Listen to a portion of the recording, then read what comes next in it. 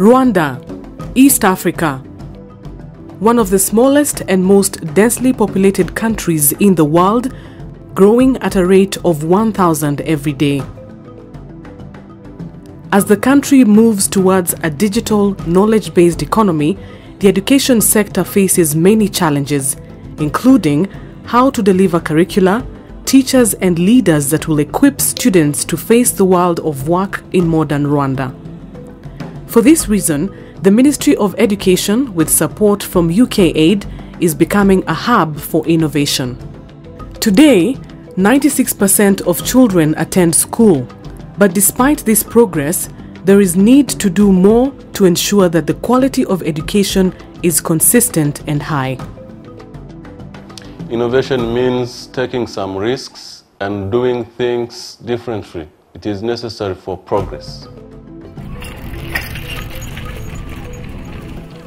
This is Claude, a primary school teacher in Bugesera. He teaches 8 hours a day, 190 days a year, and has 52 children in his class, the average class size in Rwanda. He earns around $50 per month.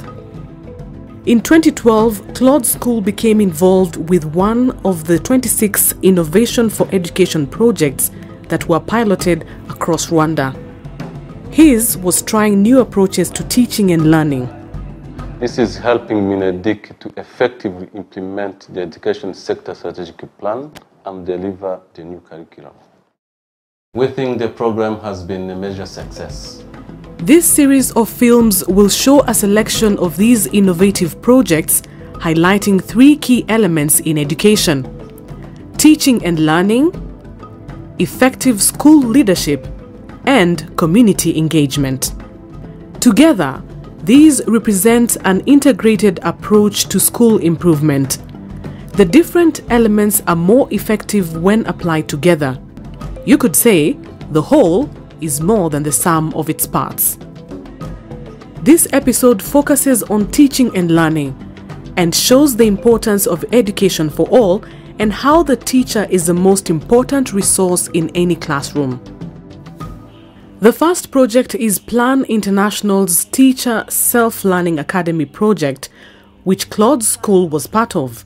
In this project, each teacher was given an iPod with filmed lessons, preloaded and showing good teaching practice. After watching the lessons for the week, teachers met to discuss the content, including lesson introductions, behavior management, use of group work, visual aids and other pedagogical elements, before focusing on one of these and trying it in their own class. Before we come to the class and we talk whatever, the learners listen from the teachers only, without contributing, without giving any ideas, and then we close the lesson without giving the learners the time of thinking. But now we are here as facilitators.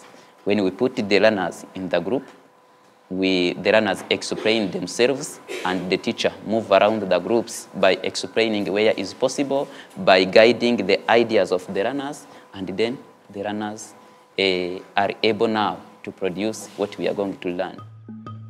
Several Innovation for Education projects used new technologies including Eyewitness, an internet program showing genocide survivor testimonies to educate young people, Nozone Rwanda, a TV program for schools, and Rochester Institute, which used geotechnology to learn about the environment. For Claude, the iPod was a means of accessing professional development material and watching good classroom practice in action. But all projects noted that technology is no replacement for the teacher's skills. It is simply a tool that can aid teachers.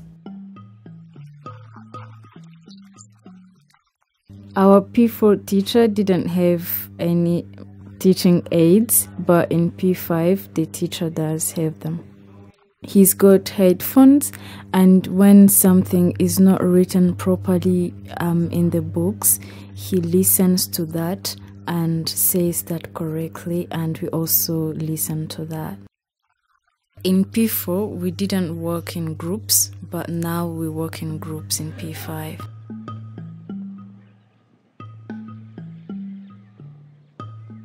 In our second project, we see how Handicap International offered education for all children, including support for children with disabilities. Children with special needs are entitled to go to school and learn. This is the journey that Felicia makes every day to and from her school. Like any other child, Felicia is a valuable member of society who contributes to the life of her school.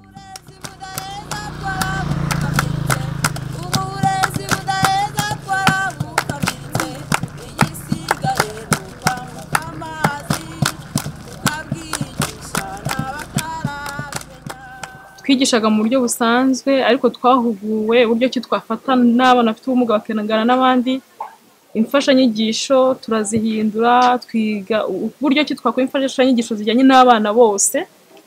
Handicap yaradufashije nko ku buryo bwo kwigisha abana batumva yaduhaye nka televiziyo noneho tubasha gukoresha iyo televiziyo mu kubigisha ururimi rw'amarenga. The project developed a set of standards for the education of children with disabilities and other special educational needs, including using individual learning plans. It also supported improvements to make schools more accessible. For this project, the successes in teaching and learning was dependent on two key stakeholders. Firstly, the head teacher, the person that most influences the culture of learning in a school and whose support will make or break any new project. Secondly, the parents and community, the gatekeepers to children with special needs going to school. With these key stakeholders on board, the conditions for project success are set. In Kamonyi and Rubavu districts, 24 schools participated and over 1,000 children with special needs enrolled by the end of the project. I feel very happy when I come to school. You know, when I'm home, I'm alone, but when I come to school, I get a chance to meet with other children.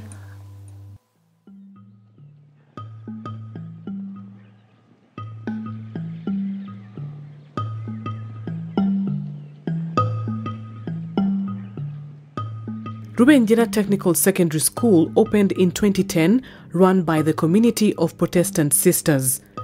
The college specializes in wood technology and computer-aided design, with equal emphasis on improved interaction between teachers and students and encouraging girls into technical education. Not so many ladies are interested into woodworking, but for us, we love it and we do it well.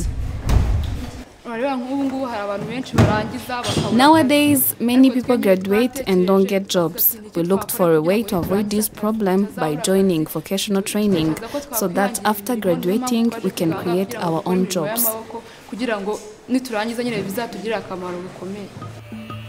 Wood and carpentry skills are low in Rwanda. The curriculum and approach to teaching and learning carefully balances theory and practice, which has seen rapid skills development of both students and tutors. They offer innovative links between their training, the products they create, and real markets. Theogene is the lead tutor. Ubu ngubu dufite ubuhamya bw'abanyeshuri ko ngo babasha kwibonera minervari mu biraka bagenda bakora aho bagenda baturuka. Any success twabonye nuko aho twabohereje muri internship haba mu company yatandukanye Kigali ndetse na hano duturiye abantu bose bishimiye abanyeshuri bacu ndetse kugeza ubwo bavuga ati rwose nibarangiza twiteguye kubaha akazi. Such is the quality of the products the students are producing that they are now being commissioned by building and architectural companies all over Rwanda to supply top quality, locally made products. There is a clear market demand for this skilled labor, which this secondary school is supplying.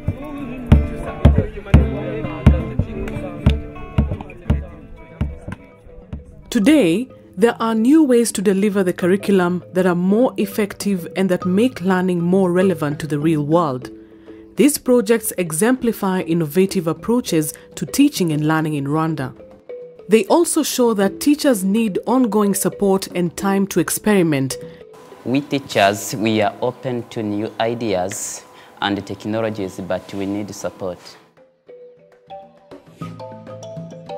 and they need to see the impact of the innovation, either on students or improvements in their own practice. This requires a cultural shift in attitude and practice and needs proactive encouragement and opportunity. Innovative teachers need active support from their heads. Innovative heads need support from their sectors as well as the wider community to really work.